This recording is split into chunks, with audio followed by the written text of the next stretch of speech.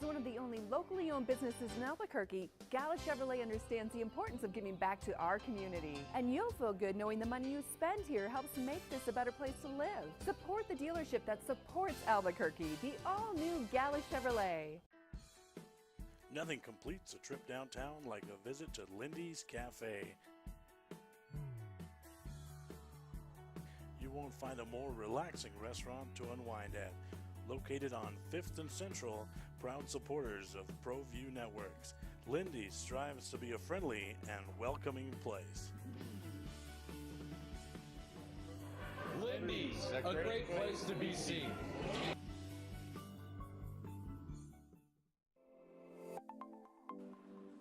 Get into the game with Garden Swartz Team Sales. They have everything you need, from screen printing, embroidery, and digital printing services, high school letterman jackets, and all high school and club uniforms, and individual and team apparel with the most reliable brands like Speedline, Rawlins, and Wilson. And don't forget to check out the latest F7 Shut helmet. It's all at Garden Swartz Team Sales. Give them a call, 505-884-1234. Garden Swartz Team Sales. Well, I'm going to the frontier, walking to the cashier, order up a root beer and a number one. Cover it with green stuff, one scoop is not enough. Find a booth is real tough, back by the Duke. Meet my family, meet my friends in the quirkiest restaurant I have ever been. All of Albuquerque's favorite spot, it's the Frontier Restaurant.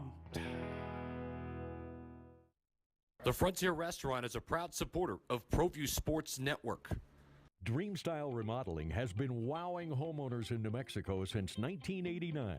Selected as Best Custom Home Remodeler for 3 consecutive years by readers of the Albuquerque Journal, we're also your exclusive provider for top home improvement brands like Renewal by Anderson, Four Seasons, Blaze King, and many others. Founded and headquartered in Albuquerque, Dreamstyle Remodeling is family-owned and now employs more than 500 people across the southwestern U.S. In fact, we've helped more than 60,000 homeowners improve their home in New Mexico, Arizona, California, Idaho, and West Texas. We're committed to providing a superior customer experience. We've earned 4.6 stars with hundreds of online reviews and have an A+ with the BBB. Dreamstyle Remodeling is a proud supporter of UNM Athletics. Visit our beautiful 10,000 square foot showroom at 1460 Renaissance Boulevard across from Sam's Club, or dreamstyleremodeling.com to make your home remodeling dreams come true.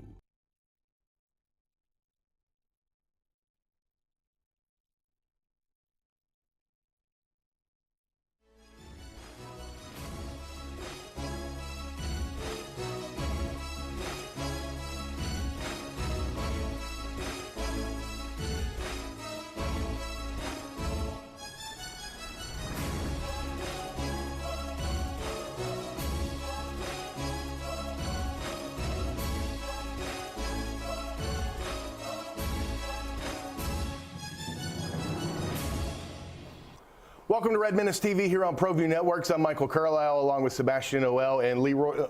Oh, wait. Where's Leroy? MIA. You know, I knew eventually it was going to come to this. You guys have been kind of heated talking about Lobo athletic budget, and obviously you've taken him out, right? Well, we took it to the soccer pitch, and he hasn't made it back. Well, there's a surprise. Leroy is off today. He'll be back next week. We've got a busy show, lots to get to. Micah Frankel from CageMinds.com will be along in just a bit. But, Sebastian, I thought we'd start with something we've talked about a lot in recent weeks, and that's Lobo athletics, specifically the budgets. On Tuesday, the athletic department presented the Board of Regents with a sport-by-sport expense report for the Lobos' 22 varsity sports. No surprise, far and away, Lobo football has the biggest expenses, almost $6.5 million. Men's basketball shade under $4 million. That in and itself, though, I don't think goes that far in determining what sports are being cut, because let's be honest, you're not cutting football, you're not cutting men's or women's basketball. But you look at some of the other sports and their expenses, you don't necessarily, in and of itself, just with those expenses, see justification for cutting some of these programs. No, I think you're absolutely right. But first of all, just getting a line-by-line expense, that is like changing to indoor plumbing when it comes to UNM athletics. So that's a huge step. The scholarship numbers aren't in there yet, but Yeah. I don't know. Did anything surprise you about those numbers? I thought the football one was a little higher than I thought without scholarships. Yeah. To be around 6.4 million.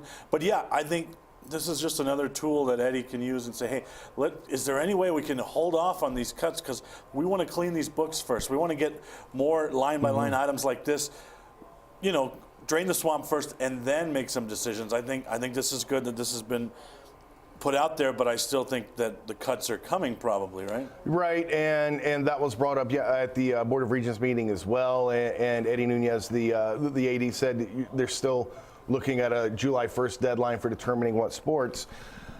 I hope I'm wrong on this, I really do. I don't see any way at this point that they're not cutting sports. Now, his most interesting quote I took out of that was that they would take into account donor ramifications.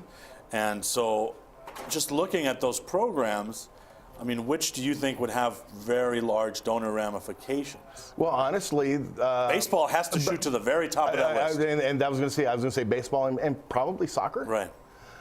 Which are two of the sports that have been talked about. Certainly publicly, soccer's been talked about much more. But I think quietly there's been whispers, maybe baseball is one of those squads. And that's certainly something you take into account, because I'll just use random numbers, but if you're getting $2 million in donations for baseball every year, and you cut baseball and baseball goes away, that $2 million isn't going may not be necessarily going somewhere else. Right, and that's the whisper I've heard through the grapevine, if they cut baseball, there's some donors that are done with athletics. So I think that's when he says donor ramifications, it's maybe not just sports specific donors, but it's what donor would we upset to such a point where they just say, no, you're cutting this program, I'm done with the entire athletic department. And I think baseball maybe is that one. Right, and you could be in a situation where you're actually losing money, but by cutting a sport, when you factor in expenses versus donations that come in annually. And then the donor ramifications quote, that certainly opens the door for MLS players and major league players. So if you want to look at it in those terms, those are the two sports that probably have potentially the highest amount of possible donors from the next level. Right. Rays sent so many guys to the next level, and some MLS talent starting to come from New Mexico. So those two things are pretty positive, I would say, for soccer and baseball. I still think one of those is going to go.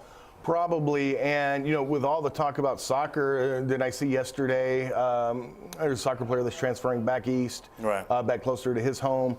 What with everything being up in the air right now, and until we know definitively what sports are going to be cut, while all these questions are out there, this is something you may see more of. Maybe not so much right now in transfers, but recruits who have committed, maybe backing out of their recruitments, opening up the recruitment process again. Well, no doubt. For what little we know, you would imagine that some of the insiders, the players and coaches, know a little more. So if you do start to see some transferring, maybe if you start seeing some assistant coaches take other jobs, then obviously the writing is going to be on the wall there. And I think I mentioned that in the very first show that we brought this up. I said, the program's essentially dead now, whether they eliminate it or not. How can you go out and recruit knowing that there's no support from the administration, right? And obviously Coach Fishbone is not going to come out and say, wait, I'm looking for another job. But if we start to see smoke, there's probably a fire. No, and look, that's a fair point. Even, and since we're talking soccer, let's just use soccer as the example. Even if soccer doesn't wind up getting cut now, you're still going to have problems recruiting, because what happens if these cuts don't solve the budget problems, and in a couple of years you're looking at cutting other sports? Well, then, for the sports that dodged the bullet this time, you're right back in the same place that you are right now. Yeah, absolutely. You have to think, if you're any of those sports, in the back of their mind has to be, well, wait a minute, if football keeps bleeding all this money, we're going to be on the chopping block again, like you said. Yeah, it's not an envious situation that UNM Athletics is in right now. And, we've talked a lot about sports being cut, sports not being cut, what should be cut, what shouldn't be. Bottom line, I don't think anybody wants to cut any sports. Except Leroy, but that's why he's not here. That's why he's not here, exactly. He's been taken care of. But, unfortunately, tough decisions are going to have to be made. And certainly at this point, it doesn't look like there's a solution right now that doesn't involve the cutting of sports. So it is going to be a tough situation for a lot of these programs. The only saving grace might be, Michael, when you have situations like this, when the books are so bad and everything's so mismanaged, sometimes there is enough just scrubbing, cleaning up, and regulating that's a temporary stay. Yeah. That you find enough money to say, okay, things aren't as dire as, and maybe you don't completely take cutting sports off the books, but you kick the can at least. And for kids that are there kicking the can 4 to 5 years, that's huge because they'll be through the program and done by then. Right. Do you think it's possible maybe the athletic department could get a mea culpa and say, look, the numbers are bad, and we're not even sure. It took a long time for them to get the line-by-line budgets for these sports. We're not even 100% sure what's going on. Give us a year. Let us figure this out, and let us get a more accurate read on what we're spending, what we need, and then we can readdress if we need to cut sports. You think that's at all possible at this point? Well, I think that would be my strategy. The strategy for Eddie Nunez and his team now, in my opinion, would be to paint Paul Krebs in such a bad light that he made such a bad mess that, hey, give us some time and see if you could just, again, buy some time. Yeah. And in that time, hopefully the community will realize, okay, this is getting pretty close to bad. Let's support our teams a little more. Maybe an extra donor or two step up because they realize that some programs are in dire straits. Yeah, I wonder how many eyes, in terms of fans, in terms of donors, are opened up when you hear things like soccer could be on the chopping block. One of the most successful programs at UNM, and if it could happen to them, it could happen to baseball. It could pick your sport. It could happen to golf. It could happen to if it could be soccer, it could be anybody. Well, and Coach Fishbein said as much in that he had his very passionate appeal to the Board of Regents, and he said, look, let this be the beginning of the process, not the end. Let the community realize, hey, there's a problem. We need your help. Let this dialogue be the beginning of rescuing the program, not the end. Right, and yeah, I don't think you can look at the expenses that were released yesterday and just go down and say, all right, this one, this one, this one, and this one, these have got to go. We talked about possible loss of donors, things like that. I think there are a lot of other things that go into it. Look, football far and away has the biggest budget. You're not cutting football because football also brings in the most money. Right. Now, we could talk about budget versus revenue, and certainly some changes could be made there, and I'm sure will be made there. But it's more than just, well, you're costing us this much in expenses, so you're gone. I did see the football number when it was that high. The first thing that came to mind was, I think it probably would be appropriate for you and Robert to share a room on the road at all times. Well, okay, see, Robert and I do not believe come out of the athletic department budget. Oh, okay. I do believe Learfield pays that. Okay. I will say, though. You're off the hook. Yeah, all the players share rooms. I mean, they do double up. Football, you're either chartering a plane or buying out a flight. You're booking a buttload of hotels. I believe they travel 65 players for away games, which you pretty much have to do. Pretty much everybody they travel plays. Now, you may bring an emergency third-string quarterback or something, but pretty much everybody else plays. Now, having said that, I think there are some cuts that could be made there to save a little money. I'm sure there's some things with travel that could be done. Maybe the recruiting budget gets tightened up a little bit. Whether or not a sport's on the chopping block or not, I think all sports will have a tightening of the belt. Sure. Because you have to. And I asked Coach what that would mean to them and their program if basically there was a budget and you were getting up to that line.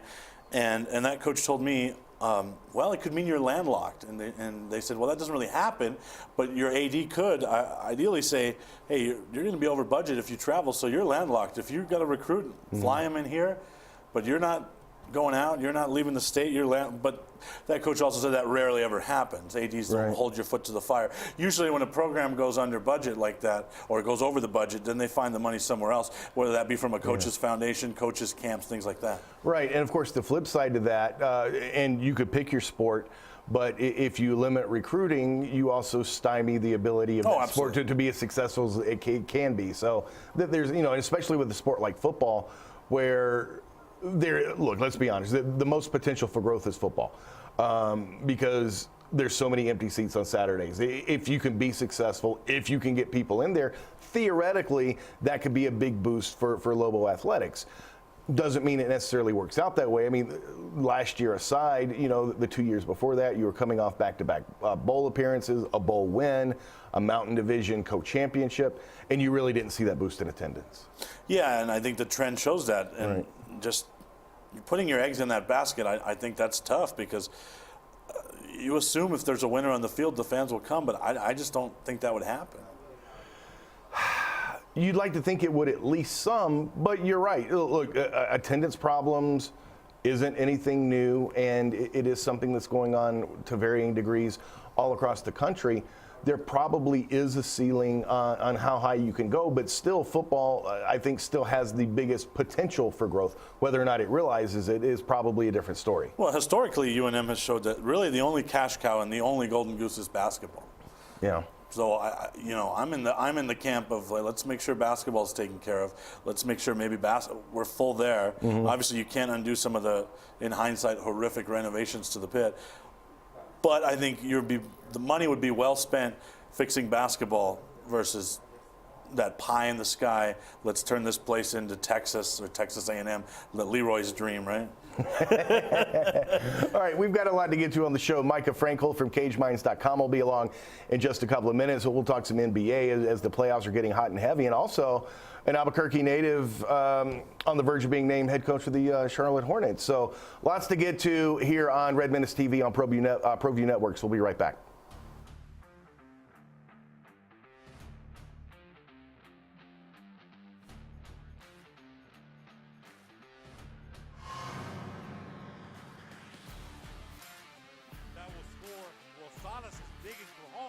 Play at the plate, safe. What a slide by Wilson.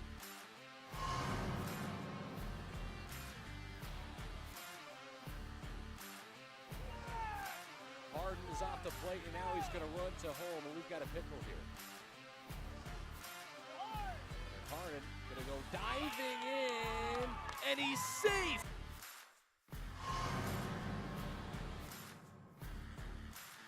Safe. Runner goes to second. Out at second. Got her. Out at second, so.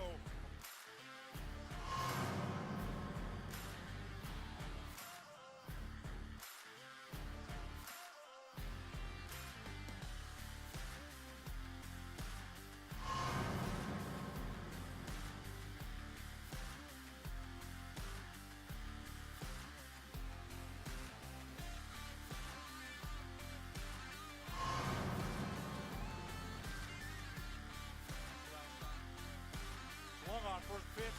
Oh, nice catch. Left.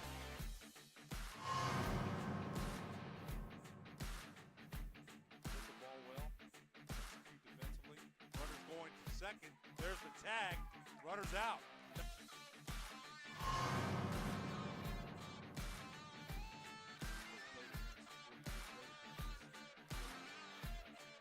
Oh, what a catch in right field. Nice catch. What a catch in right field to retire Niven. Great catch out there.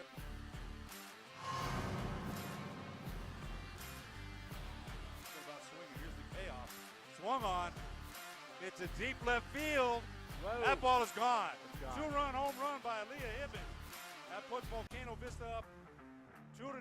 Hibben waits and takes some good pitches, works the count to a full count, and hits the payoff pitch for a two-run homer to left field, Roger. Great.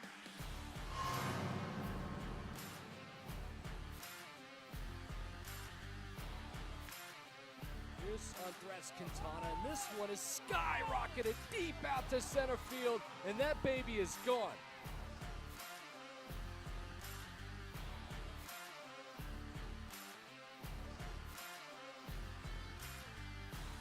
As one of the only locally owned dealerships in Albuquerque, Gala Chevrolet understands the importance of giving back to our community. After all, we're not a franchise dealership or some corporate-owned conglomerate. We're a local business working hard to make this a better place to live. That's why you'll feel good knowing the money you spend here stays here and supports a long list of community organizations like the Police Department, Sheriff's Department, and many, many more. Support the dealership that supports Albuquerque, the all-new Gala Chevrolet.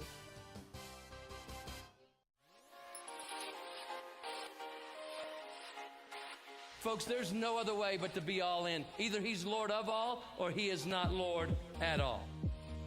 and you can experience the real and authentic, true life change that only God can provide to humanity. See, when we truly encounter Jesus and purpose to know him and follow his teachings, hashtag life change will occur.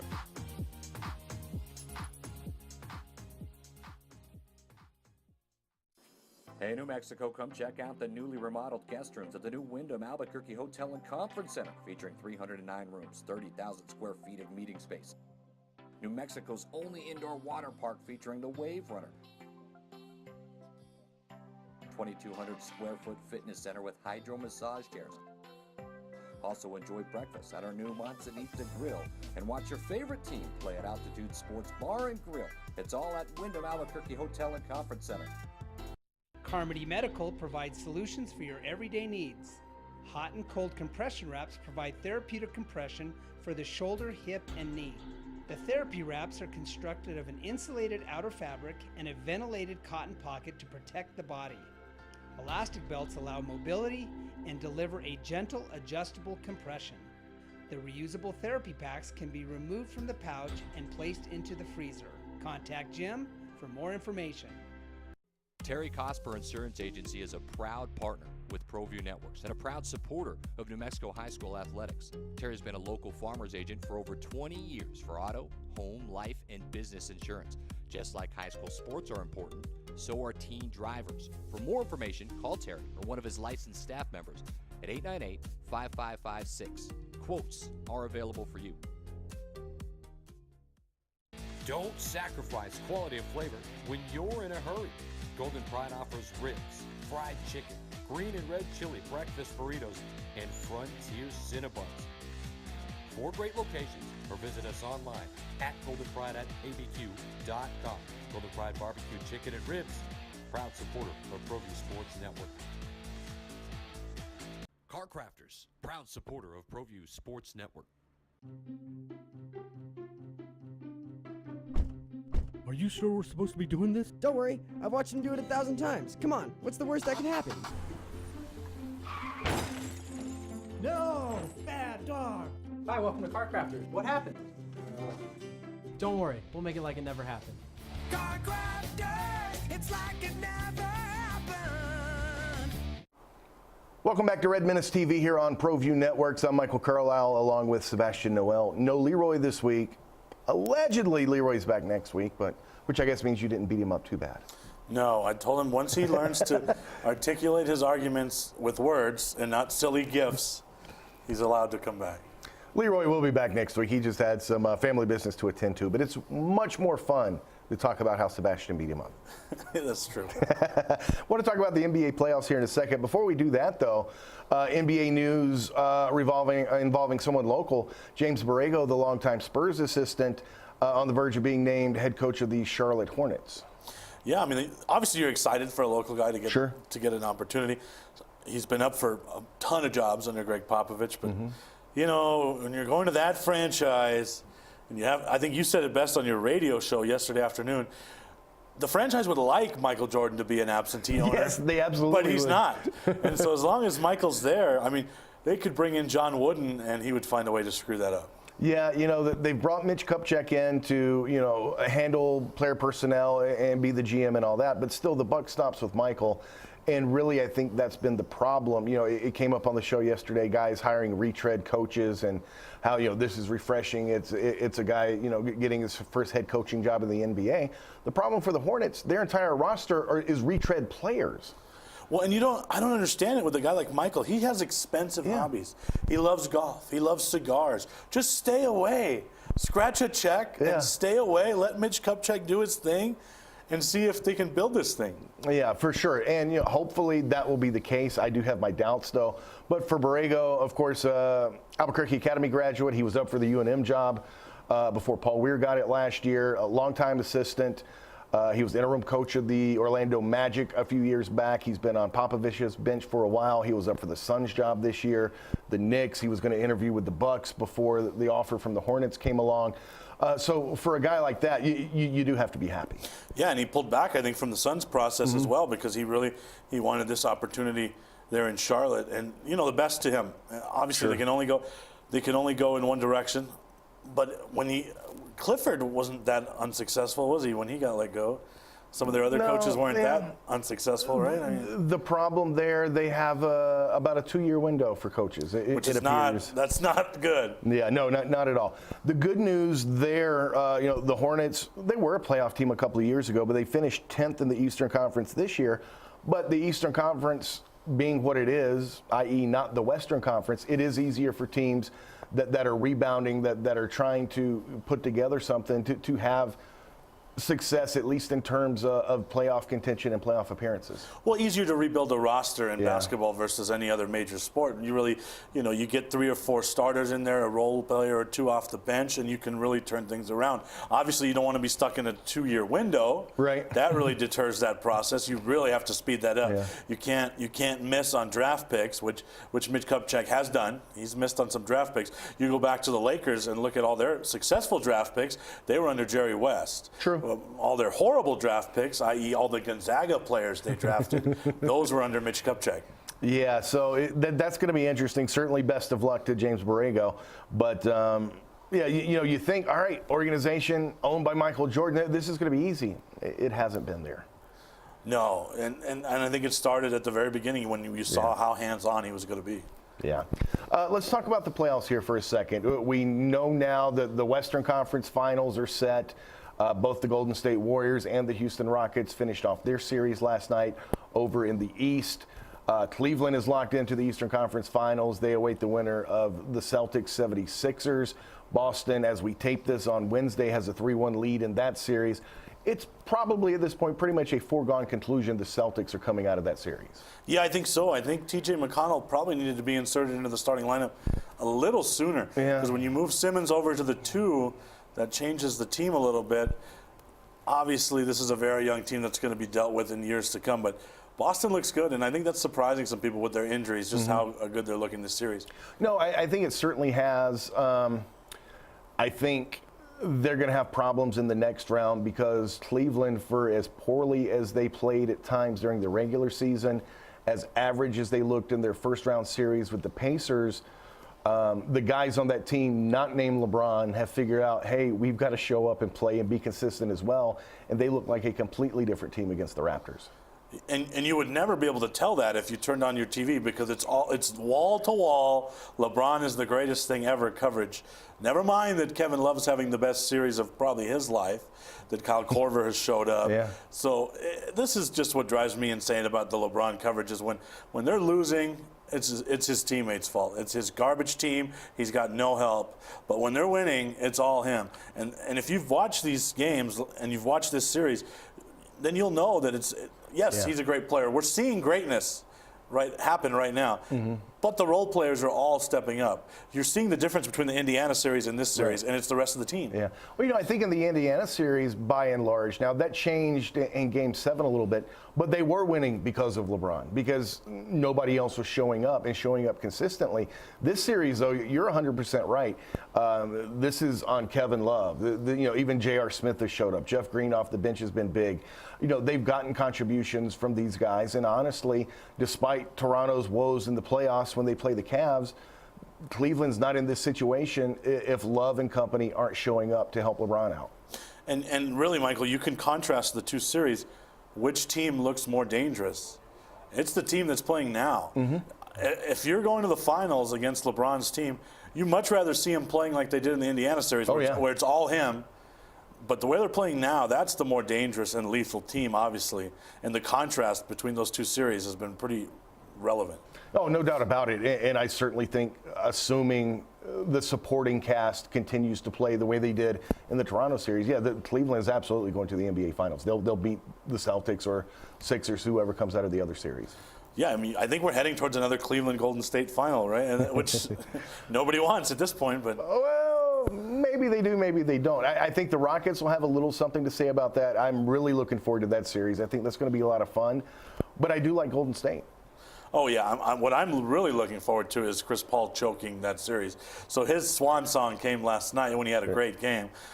Golden State, I think, what they don't get credit for is the amount of defense they play. They defend the hell out of the ball. Yeah. So when you compare the Rockets and the Warriors, that's really the difference between those two squads, is the Warriors defend. The Rockets have no interest in defending. Right. And it's interesting, you brought up Chris Paul. first time in his 13-year career he's made a conference finals this year. You don't have to tell me that. I was a Clipper fan, so. Yeesh. That's funny. Since you're a Clipper fan, I'll bring it up. There were some good Clipper teams. Oh, yeah. They just found, we talked so much about Toronto collapsing in the playoffs and all that. The Clippers, there were a couple of years there where they just massively underachieved. I should qualify that statement. I'm a Lakers fan, but growing up, Clipper tickets are $5. We couldn't afford to go to the Forum very often, so we went to Clipper games instead. But yeah, no, they had some great teams with Elton Brand and Corey Maggette, obviously. And then you mentioned Chris Paul, but they were held back by Mike Dunleavy, I thought, a little bit. Yeah. That's not the coach you want going to the next level. But yeah, they had some great teams there. Yeah. But Chris Paul has shown when games come down to crunch time in the fourth quarter, the ball tends to stick in his hands. Yeah. He tends to not get the job done. So let's see. Well, and that's to a certain degree been a knock on James Harden as well. For as great as he plays in the regular season, like last year specifically, came up really small in the playoffs when the Rockets exited early. They bring in Paul this year. Points don't seem to be a problem for this team, but you're right, especially compared to Golden State, the Rockets aren't going to play a lot of defense. Well, I think that's always been a knock on any Mike D'Antoni team is do they play any defense? Are they physical enough to compete? That was the knock on his Suns team, is that they were soft and that they were just interested in getting up and down and scoring. Yeah, it'll be interesting. I do think there's going to be a lot of up and down play in that series. Oh, no doubt. There's going to be a ton of scoring. At the very least, it should be fun to watch. Do the Rockets have somebody to check Draymond Green? I don't think so. And who on the Rockets is Draymond Green going to get in their head? He's going to pick a guy. Oh, yeah. And he's going to get in his head, and he's going to totally take that guy out of the series. Speaking of Draymond, what did you think about Charles Barkley, who say, I wish somebody would just slap him? Well, it's funny because I was thinking about that. If Draymond played in Charles' era, that'd probably be the appropriate player comparison. Yeah. An undersized guy that just works so hard and gets the job done. And I think, Charles apologized and all that. But Draymond Green seems like a Barkley-type player. He does, and I think he does his role incredibly well with Golden State. Look, he's a good rebounder and all that, but his function is to get under guys' skin and get guys out of their rhythm. Now, we could have a separate discussion. Does he take it too far at times? Is he a dirty player? He may have been at times. But I think that role that he fills with Golden State, he fills very well. Yeah, and if he needs to score, he's shown that he can do that. Sure. That's the thing about Golden State is when guys are hurt, you can see other players step in and score. So obviously you can see that pieces are sacrificing bits of their game for the whole on that roster, that's for sure. Yeah. Kevon Looney had a great series. You look at the box score, maybe it doesn't show up, but I thought he did a great job, and I'm not just being a UCLA honk right now. I thought he had a great series. But going forward, yeah, I just think that the Warriors have all those little pieces that the Rockets don't have. And the Warriors have been there. And, we mentioned Paul's first conference finals. Harden has had some early playoff exits. You factor in the experience as well as the talent level and guys who aren't afraid to do the dirty work. I'd be very surprised if Golden State doesn't win this series. And if it gets down to a series where you have to go 8, 9, 10 deep, Golden State has to have the advantage there. When they can bring a guard like Sean Livingston off the bench and pieces like that, I don't think the Rockets have as deep of a roster. Even a guy like Quinn Cook, who they picked up when Curry had went down, he came up and had, 14 points the other night. He's shown in spurts. But you're right, guys like Livingston, depending on what lineup they go with, if you're bringing in Iguodala off the bench or whomever, there's so many different ways Golden State can beat you. It makes them really tough. Yeah, they can go big. Steve Kerr, I think, mentioned that, they have all these centers on the bench that they really haven't been able to use in this series because New Orleans plays so small. Right. But that's something they might be able to exploit a little more against the Rockets. I think, to me, it comes back down to defense. We saw last night that huge 26-2 run or 25-2 run. Yes, it looks like it's just you're draining threes, but you don't make runs like that unless you have stops on the other end. Yeah, absolutely. It's the conference finals and then the NBA finals. Should really be a lot of fun. All right, when we come back, Micah Frankel, CageMinds.com will be along. He'll talk combat sports next here on Red Menace TV on Proview Networks. The New Mexico High School Coaches Association, established in 1941, is an organization of New Mexico's best and most professional interscholastic coaches. Coaches across work daily to help our student athletes excel in the classroom, on the field of play, and in our communities. Students that participate in interscholastic activities attain higher grades, higher graduation rates, and higher wages. Responsible for the North-South All-Star Games, statewide Coaches Award Program, and providing multiple professional development opportunities for New Mexico's coaches. Be a great coach by coaching beyond the game. The Barley Room, proud sponsor of Proview Networks for over 9 years, is pleased to introduce Black Iron Catering. From weddings and family reunions to birthdays and office parties, Black Iron Catering is perfect for any event. Contact Jamie at 505-459-8259 and book your event today. Black Iron Catering. Let us bring our kitchen to you. When I train for American Ninja Warrior, I schedule regular workouts to stay in shape. To keep my car in Ninja Tough shape, I head to a Napa Auto Care Center for regular maintenance and genuine Napa Auto parts. Like brakes and batteries. I trust my Napa Auto Care Center for quality parts and quality service. And with the 24-month, 24,000-mile nationwide warranty, I drive away with peace of mind every time. Visit AutoCareNM.com to find a location near you. Sadie's is a proud supporter of New Mexico high school sports and athletics, and we here at Proview Networks would like to thank Sadie's for their continued support in helping us bring you all of your New Mexico high school sports coverage. Hey everyone, Adam Deal here with Proview Networks. Extreme Clean is a proud sponsor and supporter of Proview Networks and all high school sports athletics. Owner Mike McLean and Extreme Clean specialize in carpet cleaning for apartment, realty, business, and residential clients. With over 20 years experience, attention to detail and quality customer service matters. For more information, give them a call, 505-221-6440, Extreme Clean. Gecko's Bar and Tapas, a proud supporter of Proview Networks.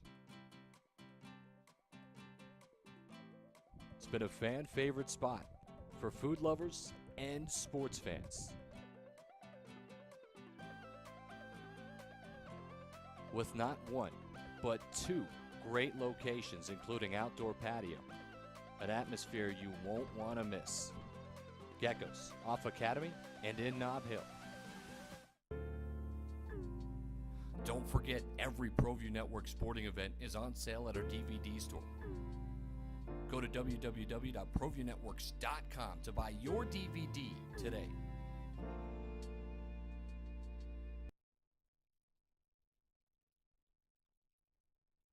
Sadie's is a proud supporter of New Mexico high school sports and athletics, and we here at Proview Networks would like to thank Sadie's for their continued support in helping us bring you all of your New Mexico high school sports coverage.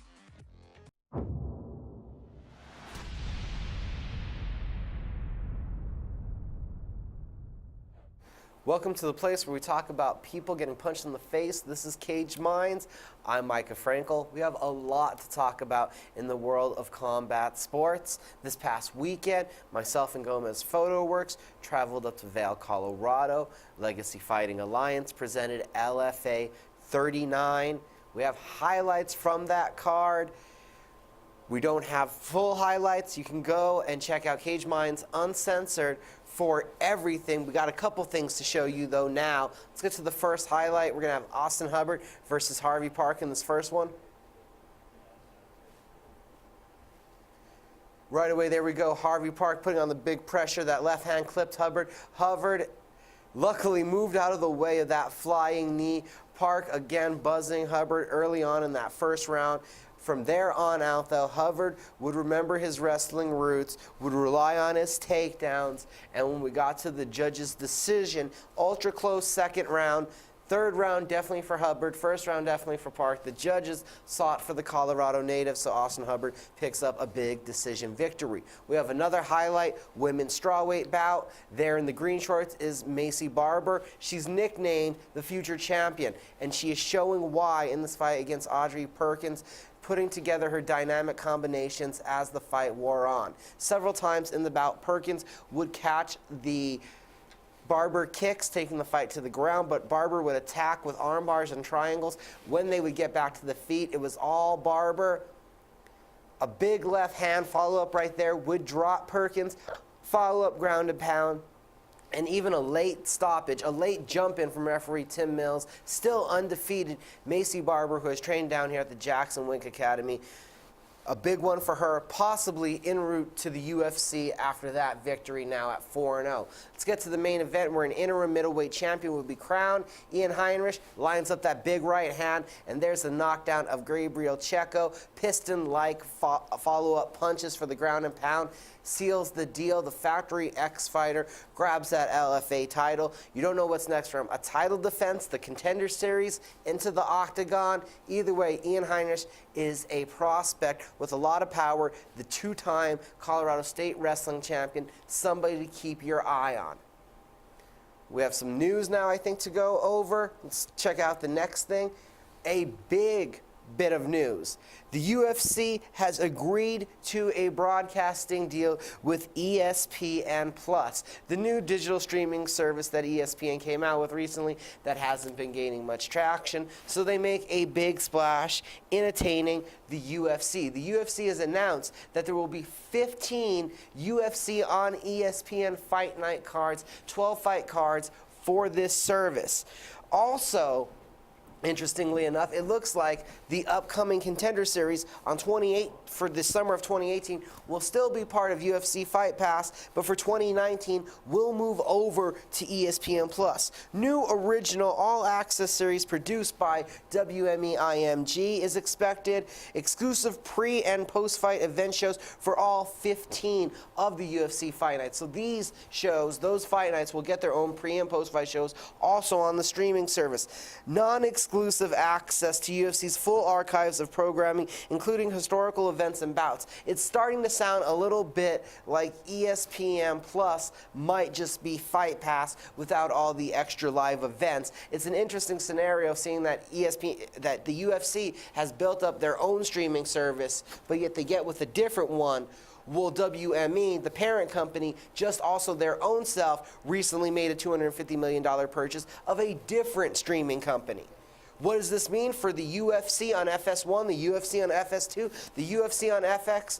That still remains to be seen and is unclear at this point. But what we can tell you is that WME is trying to make money. There's 150 million reasons why they did this deal.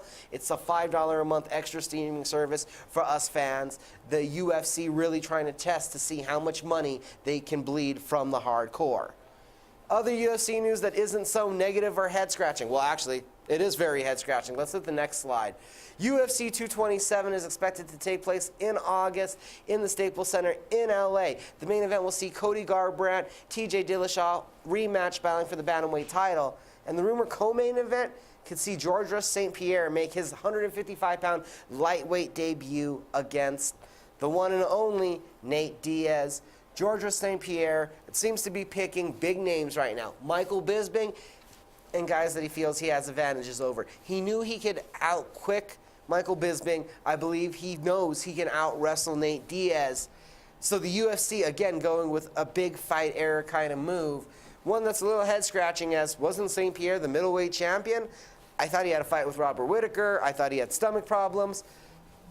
Now he's rumored to be back at UFC 227 against Nate Diaz. Also rumored for the same card, former middleweight champion Luke Rockhold, coming off a knockout loss, wants to move up in weight. Blaming the weight class, wants to go up to 205 pounds. And through social media trash talk, the UFC is inclined to right away give the former middleweight champion an opportunity at #1 contender, Alexander Gustafsson. Gustafsson obviously wants a title shot, but as long as Daniel Cormier and Stipe Miocic is in place for UFC 226, he might as well keep himself busy. Another fight being announced for UFC 227. This one is going to be fantastic. Zabit Magomedsharipov without the flag, and Yair Rodriguez. These two are two dynamic, high-flying strikers. Sharipov looking to take some of the luster that Rodriguez has garnered with some of his highlight reel knockouts. Sharipov will probably come in as a favorite, as he is the more highly credentialed grappler, but this one will be an acrobatic fight. Definitely something not to miss. Now we also have to talk about coming up this weekend. This weekend on Saturday night, the UFC is in Brazil for a pay-per-view. The main event Raquel Pennington will challenge Amanda Lioness Nunes for the UFC Women's Bantamweight Championship. This is going to be a striking affair. Pennington is boxing-based. Nunes, we know about her and her strong kickboxing style, liking to land those heavy shots, as she tried to do against Valentina Shevchenko. That's your main event. Co-main event, Jacare Souza versus Kelvin Gastelum. At UFC 225, you will see Robert Whittaker versus Yoel Romero. This co-main event could produce the #1 contender. Jacare throws big single strikes, heavy hard punches, is a gator on the ground, as his name Jacare says, where he'll just lock you up and submit you. Gastelum has a top-notch wrestling pedigree and is the quicker of the two in the striking. The main card also sees Mackenzie Dern, top-notch Brazilian Jiu-Jitsu practitioner, taking on ABC Amanda Bobby Cooper, who is very good with her boxing. Not to mention the pay-per-view card gets kicked off with a matchup of legends as Lyoto Machida takes on Vitor Belfort. Don't blink, because I have a feeling that one of them goes down quickly. The very same night, for free on the Paramount Network, the Bellator Heavyweight Grand Prix quarterfinals continue and actually finish up. The winner of King Mo Ryan Bader, a fight that should have been for the Bellator Light Heavyweight title, but is taking place in this heavyweight tournament. The winner meets Matt Mitrione. That's the main event there in San Jose. Not to mention Paul Daly versus John Fitch. You also have Chet Congo, Javier Ayala, Aaron Pico is on the card, Adam Piccolotti versus Carrington Banks. So a very nice offering from Bellator MMA, Bellator 199, live and free on the Paramount Network. For the UFC card, also there will be prelims on TV. Note, they will be on FX at 6 p.m. local time here in New Mexico. We also have local events this weekend. A lot of boxing going on in Clovis. It's Chaos in Clovis 2, presented by School of Hard Knocks Promotion. Eligio Senna taking on Eduardo Silva in the main event. CageMinds.com to check out my interview with Eligio. Go to Cage Minds Combat Sports News Facebook page to see the video of the interview we did back at the Route to Glory weigh-ins with Eduardo Silva. Interesting note on this fight, Ricardo Uquillas in the main event against his sparring partner and teammate Omar Acosta, who is picking up the fight on days' notice. Just accepted the fight 2 days ago so that the show can go on, that they'll have as many fights as possible. Two teammates gonna duke it out for the sense of competition.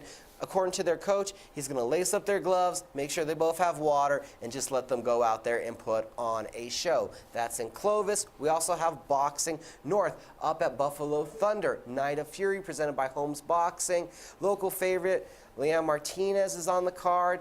Antonio Toe Martinez against El Paso's Gabriel Rodriguez is the main event. Not to mention the professional boxing debuts of Bellator vet Steve Mean Machine Garcia and Maurice the Hulk Jackson, both MMA fighters out of the Jackson Wink Academy. Want to stay busy, lacing up the gloves and jumping in the ring. That's not all the local action. We have another event.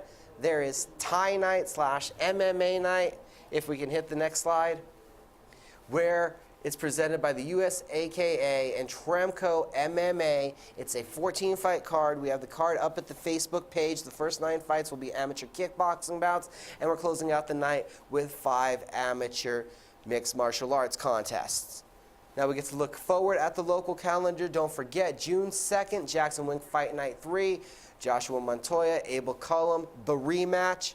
We have an interview with Josh up at CageMinds.com. The YouTube channel also Cage Minds MMA Show. 2 weeks later, Wrecking Crew Promotions still says they're having their inaugural event. Fidel Maldonado Jr. defending his WBC FICAR title. Brian Mendoza, Matthew Dybin, Boy Griego, both still looking to be on the card, expected to be in title fights if they are on the card.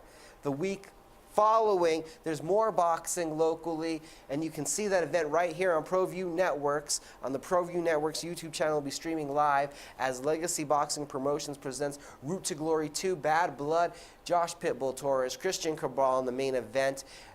You have the Bad Blood part of the card where Alderete and Heyman, both fights are title fights in Mexico State titles. Then we have some MMA the following week. There are 2 events locally. American Fight League presents Southwest Brawl 8 in Las Cruces, New Mexico. More details to come on that card as they become announced. Same night, up at Buffalo Thunder Resort and Casino, you had the Jackson's MMA Series 25, where undefeated Jess Vanilla Gorilla Martinez from Santa Fe takes on Jackson Wink Academy fighter Henry Barahona. That one is going to be a war.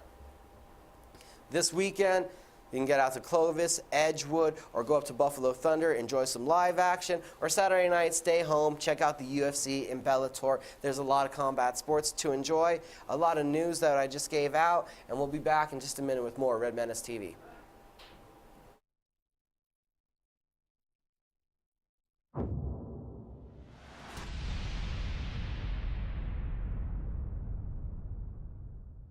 As one of the only locally owned businesses in Albuquerque, Gala Chevrolet understands the importance of giving back to our community. And you'll feel good knowing the money you spend here helps make this a better place to live. Support the dealership that supports Albuquerque, the all-new Gala Chevrolet. Nothing completes a trip downtown like a visit to Lindy's Cafe. You won't find a more relaxing restaurant to unwind at. Located on 5th and Central, proud supporters of Proview Networks, Lindy's strives to be a friendly and welcoming place.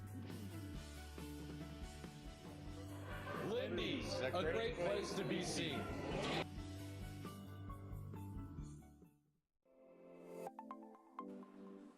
Get into the game with Garden Swartz Team Sales. They have everything you need, from screen printing, embroidery, and digital printing services, high school letterman jackets, and all high school and club uniforms, and individual and team apparel with the most reliable brands like Speedline, Rawlins, and Wilson. And don't forget to check out the latest F7 Shut helmet. It's all at Garden Swartz Team Sales. Give them a call, 505-884-1234. Garden Swartz Team Sales. Well, I'm going to the frontier, walking to the cashier, order up a root beer and a number one. Cover it with green stuff, one scoop is not enough. Find a booth is real tough, back by the Duke. Meet my family, meet my friends in the quirkiest restaurant I have ever been. All of Albuquerque's favorite spot, it's the Frontier Restaurant. As one of the only locally owned dealerships in Albuquerque, Gala Chevrolet understands the importance of giving back to our community. After all, we're not a franchise dealership or some corporate-owned conglomerate. We're a local business working hard to make this a better place to live. That's why you'll feel good knowing the money you spend here stays here and supports a long list of community organizations like the Police Department, Sheriff's Department, and many, many more. Support the dealership that supports Albuquerque, the all-new Gala Chevrolet. Welcome back to Red Menace TV here on Proview Networks. Michael Carlisle and Sebastian Noel. No Leroy this week. He may be back next week. I kind of like this two-man thing.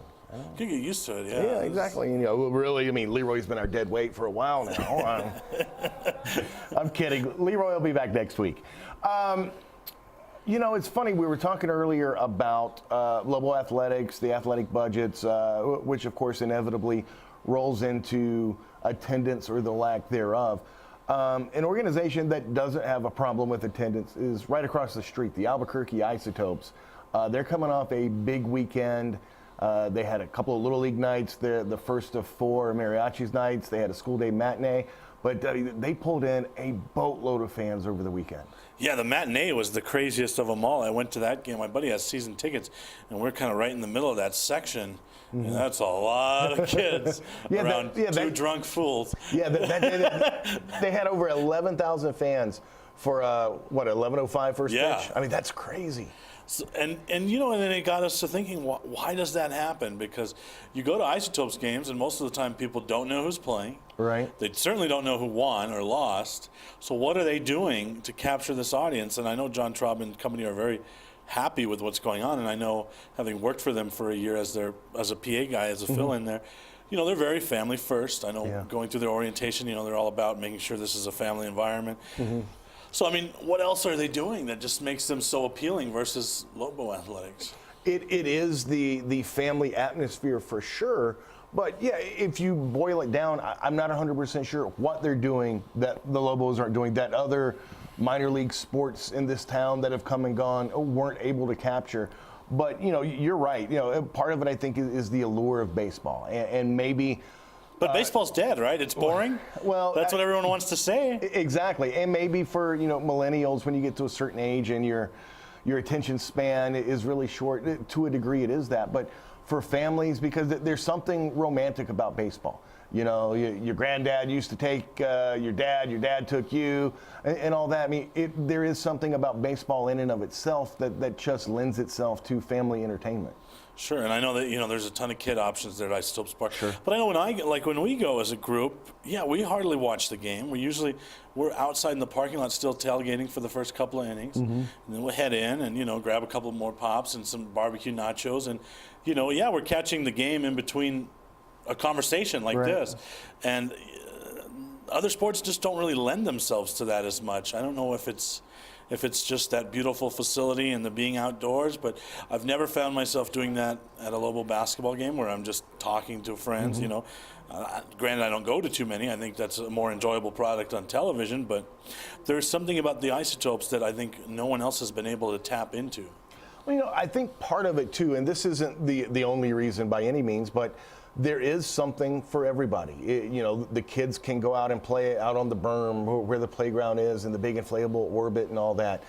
You're a little bit older, you can enjoy some nice pops. There's a big food variety. We are all about the food, which is a big seller for some of us, for right? Sure. And they do that top notch. They do. But yeah, I mean, I don't know that there's any one thing or any, maybe even two things that you could put your finger on and say, this is what separates them from everybody else. It's really the whole package. Yeah, and shocking to me that UNM Athletics has not tried to replicate that a little more, or even tried to poach someone off the staff, maybe to consult or to come work for them, because clearly it's working. It is, yeah, and and it can't just be the physical plant, the physical venue. There has to be a little more to it than that. Yeah, I think it's a big part. Don't get me wrong. Sure, it's a fabulous facility, no doubt about that. But you're right. If I'm UNM or I'm somebody who wants to bring a G League team back here or a minor league hockey team or whatever, or soccer or what have you, I'm sitting there every night. I'm taking notes on everything that happens from the time I pull into the parking lot until the time I leave, and trying to figure it out. Yeah, and that's something that the Isotopes have certainly done well, and that's something that John Traub, again, having gone through their orientation as an employee, that's something that they worry about. The entire game day experience, the security, the just fan amenities, fan comfort, the family friendliness, everything. Yeah, I went, 50-cent hot dog night was either the first or the second night after they put in the new metal detectors. And I got off the air, I went over there, and John Traub's out front greeting people, trying to help facilitate, make the transition. One of the first nights they used them to get people in and out as quickly as possible. And I think, again, it's not the end-all be-all, but that's part of it as well. When you talk about how concerned they are about the family experience, they want to make sure everybody has a good time. And they realize, look, there are going to be some growing pains, as we send people through metal detectors and all that. And he's out there, the president and GM of the club is out there greeting fans as they come through, trying to facilitate.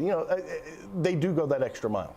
Now, is there anything that Lobo football could possibly do to take from this playbook? I mean, you don't get a chance to experience any games as a fan. Right. But there has to be some things they could take from that, I would. Yeah, I don't know. In recent years, Lobo football, I think, has done a much better job, or the game day operations people have done a much better job with like on-field activities between quarters and all that. But, there's only so much of that you can do. I think in the last couple of years, they have expanded the menu options. Because obviously beer has not been the silver bullet, and that's a damn good pun right there. Yeah, that was good. That was very good, actually. But you're right. I think, now certainly I'm certain they're making money off the beer sales, but I think there was a thought that people who were on the fence, if they could have a couple of pops, they'd be more likely to go. They'd come in on time. They wouldn't have to stay out in the parking lot to have them. But that really hasn't happened either. So, I mean, I don't know. It might just be as simple as the whole orbit bouncer, the kids, because really, if you think about it, what separates Isotopes Park is the kids' experience. So you're saying they should update Lobo Louie? Maybe, yeah. Yeah, maybe. I could see that. Look, it's been a great show, even without our fearless leader, Leroy, who is so fearless, he's in fear of Sebastian's, hence he wasn't here today. But he'll be back next week if we let him. We'll talk about that after the show. Yeah. It's been a great one. We'll see you guys next week. For Micah Frankel from CageMinds.com, for Alden pushing all the buttons, keeping us on time, for Sebastian, I'm Michael Carlisle. We will talk to you next week here on ProView Networks.